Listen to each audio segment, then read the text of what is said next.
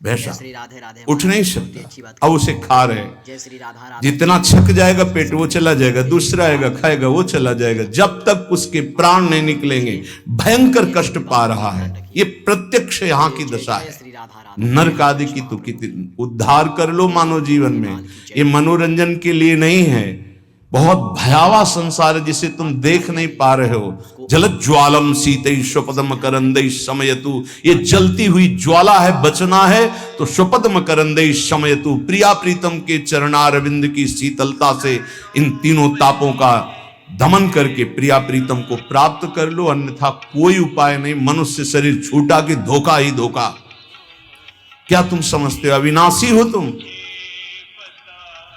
ये तो नहीं समझ पाए तुम अविनाशी हो। तुम तो देह भाव में विचरण करते हुए भोगों में राजी हो, तो तुम्हें देह ही मिलेंगे, लेकिन ये देह नहीं मिलेगी, बार बार ये देह नहीं मिलती। रसिक शिरोमणि श्री ध्रुवदास जी महाराज कह रहे हैं, बार बार तो बनत नहीं यह संजोग अनूप, मानुष तन वृंदा विपिन रसिकन संग विरूप। बहुत बढ़िया अवसर है, अभिमान न करो, प्रार्थना मान लो। ये जो महापुरुषों की वाणी, संतों की वाणी है, ये आपके परम मंगल के लिए है, ये किसी स्वार्थ से युक्त नहीं है, ये तुम्हारे परमार्थ को, परम अर्थ, परम सुख प्रदान करने वाली है। कोई कितना भी तुम्हारी निंदा करे, क्षमा शस्त्रम करे यस्य दुर्जना किम करिष्यति, अतृणे पतितो वह्नि स्वयमेवोप शाम्यति। वैष्णव के पास एक महान अस्त्र है जिससे वो दूसरों को परास्त करता है। क्या? क्षमा। ध्यान देना, ये वो अस्त्र है जो सांप से भी भारी है। उमा क्षमा सापहुते भारी, अपने कर्म जाय अपकारी तुम्हें। क्षमा शस्त्रम करे यस्य दुर्जना किम करिष्यति, क्षमा रूपी शस्त्र का प्रहार करो, अर्थात क्षमा कर दो। दुर्जन लोग तुम्हारा बिगाड़ नहीं सकते क्योंकि भगवान है। जैसे तिनका जलकर भस्म हो जाता है, ऐसे ये दुर्जन लोग अपने आप सापहुते भारी। वैष्णव को क्षमा करना चाहिए। कहते हैं कि जैसे छात्र क्लास में पढ़ता है, जब उसकी क्लास बदलने का समय आता है तो उसकी परीक्षा होती है, ऐसे साधु वैष्णव की परीक्षा होती है। क्या परीक्षा होती? उसको गाली दी जाएगी, अपमान होगा, निंदा होगी। ये ध्यान देना, ये परीक्षा अगर पास हो गए क्या, क्षमा और शांति, तो आगे क्लास में पहुंच जाओगे भूमिका में, नहीं फिर नीचे बने रहोगे। इस लोक में तुम्हारी चाहे कोई कितनी निंदा करे, तुम उसकी निंदा मत कर देना। निंदा को सहन करना। निंदा दो प्रकार की होती है, एक अपवाद और एक प्रवाद।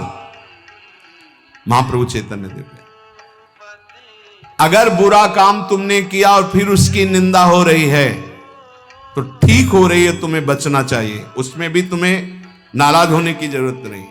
अगर तुमने बुरा काम नहीं किया और तुम्हारी निंदा हो रही तो बहुत ठीक हो रहा है, तुम्हारा भारी प्रारब्ध जो शरीर में दंड मिलने वाला था वो निंदा के द्वारा काटा जा रहा है। भगवान की विशेष कृपा है। दोनों स्थिति में, प्रवाद और अप्रवाद में भी तुम्हें किसी तरह क्रोध नहीं करना है। बहुत बड़े महापुरुष चरणदास जी महाराज, साधो निंदक मित्र हमारा, निंदक को निकटे ही राखो, होन न देऊ न्यारा, साधो निंदक मित्र हमारा। निंदक नियरे राखिए आंगन कुटी छवाए, कमरे में नहीं बीच आंगन में रखो, उठते बैठते देखे, एक एक दोष वर्णन करे। ये बड़ी बढ़िया बात है। निंदा करने वाले भारी पापों का नाश कर देते, बात मान लो। पर जब निंदा होती है तो ऐसे लगता है जैसे दिया सलाई पेट्रोल डाल के लगा दी गई नहीं छाती। और उसके प्रति यही आएगा कि अगर तप होता तो राखी करके और दिखा देते लोगों को। हाँ, ये अगर अंदर वृत्ति है तो भगवदानंद की अनुभूति नहीं होगी, ध्यान रखना। सहना पड़े अपवाद और प्रवाद। अपवाद यदि गलती हुई है उसकी निंदा हो रही तब तो ठीक ही हो रही, उसमें क्या बोलना है। और अगर गलती नहीं हुई निंदा हो रही तो बहुत ठीक हो रहा, तुम्हारे प्रारब्ध का नाश हो रहा, पूर्व प्राप्त जो शरीर को दंड मिलता और निंदा दे के भुगता दिया गया। कह रहे निंदक को निकट ही रखो, बढ़िया सुविधा दे के रख सकते हो। प्रशंसा वाले को रखा जाता है नजदीक। खड़े हो माइक। तो आप लोगों के बीच में हम ये बड़े गर्व से कहते हैं कि पूज्य महाराज जी का सानिध्य हमारा परिवर्तन कर दिया। और हम और वही माइक से बोलने लगे बड़ा दुर्भाग्य इनका संग मिला। दृष्टि लो बदल जाए तो कह दे ला। बड़े बड़ों की बात होती है, छोटों की नहीं। निंदा में अच्छे अच्छों की दृष्टि बदल जाती है, रौद्र दृष्टि हो जाती है। जो निंदा होने पर शांत रहे वो स्थिति प्रज्ञ महात्मा होता है। पूज्य बात उड़िया बाबा जी महाराज। जैसे कोई विदेशी भाषा में हमको गाली दे, हमें पता ही नहीं क्या बोल रहा है, हाँ, मुस्कुरा चल देंगे। जब हमारी भाषा में हमको गाली दे और हम ऐसे मुस्कुरा चल दे, बिल्कुल बुरा ना लगे, तो समझो स्थिति आई है। पाछे निंदा करियग धोवे, सुनि मन मिटे विकारा। जैसे सोना तापी अगिन में, निर्मल करे सुनारा। साधु निंदक मित्र हमारा। ये निंदक लोग कितने कृपालु हैं।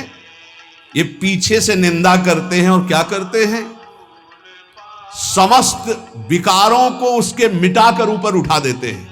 पक्का निंदा सह गए तो भूमिका बदल जाएगी।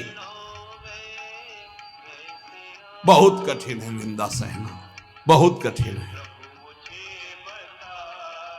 निंदा सह गया तो द्वंद्व सहने की ताकत आ जाएगी। स्तुति बहुत अच्छी लगती है, नहीं लगती। बगल से निकल के कोई भी ये कह रहा कि बड़े भाग्य हैं इसे महात्मा के दर्शन, और कान में पड़े तो वचन बोले, फिर उसके हमारा नम्र भाव, ये हमारी वैष्णवता, ये साधुता है। क्या करते, जैसे अग्नि में तपाकर सोना शुद्ध होता है, ऐसे निंदा करके ये लोग हमारे पापों का नाश करके हमें ऊंची स्थिति प्रदान करते। तो कौन बड़ा हुआ, जो हमें स्तुति करके नीचे गिरा दे या जो निंदा करके ऊपर उठा दे। जो ऊपर उठा दे तो निंदक मित्र हमारा। बोले घन अहरन कसी हीरा, निबटे कीमत लक्ष्य हजारा। कांच और हीरा की पहचान कैसे होती, एक घन में पहचान होती है। घन लोहे का एक हथौड़ा जैसा होता है और उसको ऐसे रख के पक्की जगह पे लोहे पे, और ऊपर से घन मारो। अगर नकली हीरा है तो छार छार हो जाएगा, और असली हीरा है तो कुछ फर्क नहीं पड़ेगा। तो बोले असली संत में जहां गाली गलौज निंदा अपमान करो कोई फर्क नहीं पड़ा। अगर टूट गया तो नकली हीरा था, असली हीरा नहीं। घन अहरन कसी हीरा, निपटे तो कीमत लक्ष्य हजारा। ऐसे जांचत दुष्ट संत को, करन जगत उजियारा। साधो निंदक मित्र हमारा।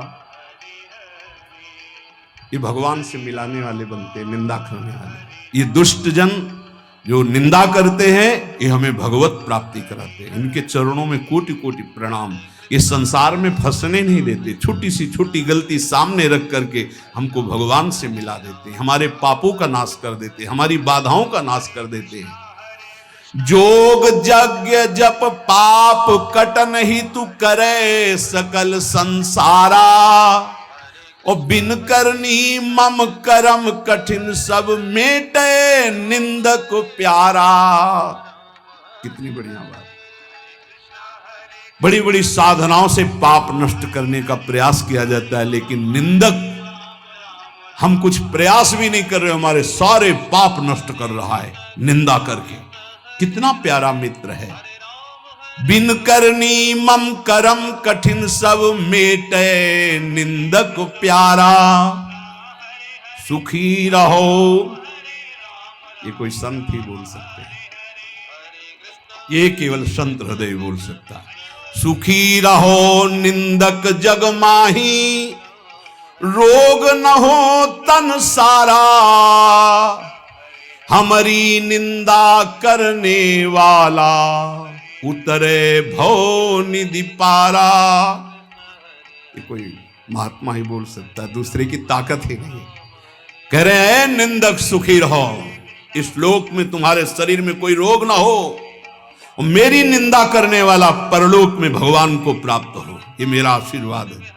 क्या संत है, क्या इनका हृदय कौन जान सकता है। सुखी रहो निंदक जग माही, रोग न हो तन सारा, हमारी निंदा करने वाला उतरे भव निधि पारा। साधो निंदक मित्र हमारा। निंदा जो कर रहे हैं, निंदक के चरणों की स्तुति भाखों बारंबारा, चरण दास कहे सुनियो साधु, ये निंदक साधक भारा। ये निंदा करने वाले भगवान की प्राप्ति कराने में बड़े सहायक हैं। हे साधु, कभी इनकी निंदा मत करना। जो तुम्हारी निंदा करे तुम सह जाना, तुम्हें भगवत प्राप्ति करा देंगे, पक्की बात। इसलिए महाप्रभु चैतन्य देव अपने श्रीमुख से कह रहे हैं कि यदि लौकिक और पारलौकिक उन्नति प्राप्त करना चाहते हो तो तुम अपनी निंदा की क्षमा कर देना, तो तुम इस परमार्थ के क्लास में ऊपर उठ जाओगे। यदि जीवन में किसी के कोई दैवी संपदा की विशेषता और महाभागवती गुण सहे, अपमान सहे हैं, तब जाकर वो जैसे स्वर्ण तपाने पर चमकता है, ऐसे वो चमकते हैं। उपासक को लौकिक पारलौकिक उन्नति प्राप्त करने के लिए निंदा, अपमान, तिरस्कार सहना होता है। ये सहने की सामर्थ्य, फिर कह रहा हूं, सदगुरु कृपा पात्र में आती है। जो सदगुरु प्रदत्त नाम जप करता है, मंत्र जप करता है और उनके चरणों में दैन्य होके रहता है, उनकी आज्ञा में रहता है, तो ये सब जितनी सामर्थ्य देवी संपदा की वो सब जागृत हो जाती है। खूब नाम जप करें, सहनशील बने, सहनशील ही भगवान को आशय उदार धीरज सहित विवेकी। सहनशील, आशय उदार, धीरज सहित विवेकी, ये परमार्थ का विजयी योद्धा होता है। धैर्यवान, विवेकवान, सहनशील, उदार आशय, सबका। देखो कितना उदार आशय। कह रहे हैं जो हमारी निंदा करे कभी अस्वस्थ ना हो, सुखी रहे, जब शरीर छूटे तो भगवान को प्राप्त हो, भवनिधि से पार हो जाए मेरी निंदा करने वाला। क्या महात्मा का हृदय है, बलिहारी है ऐसे महापुरुषों की, जो अपमान और निंदा करने वालों को भगवत प्राप्ति कराते हैं। पूरे महापुरुषों के चरित्रों में यही तो पाया जाता है। हम ऐसे महापुरुषों के बच्चे हैं, उनकी शरण में हैं, तो जैसे पिता के गुण पुत्र में आते हैं, ऐसे आचार्य और गुरु की गुण शिष्य में आते हैं, शरणागतों में आते हैं। हम सब आचार्य की शरण में हैं। ऐसे सहनशील, आशय उदार, धीरज सहित विवेकी गुरुजनों का आश्रय लेकर हम यही लक्षण धारण करें। खूब नाम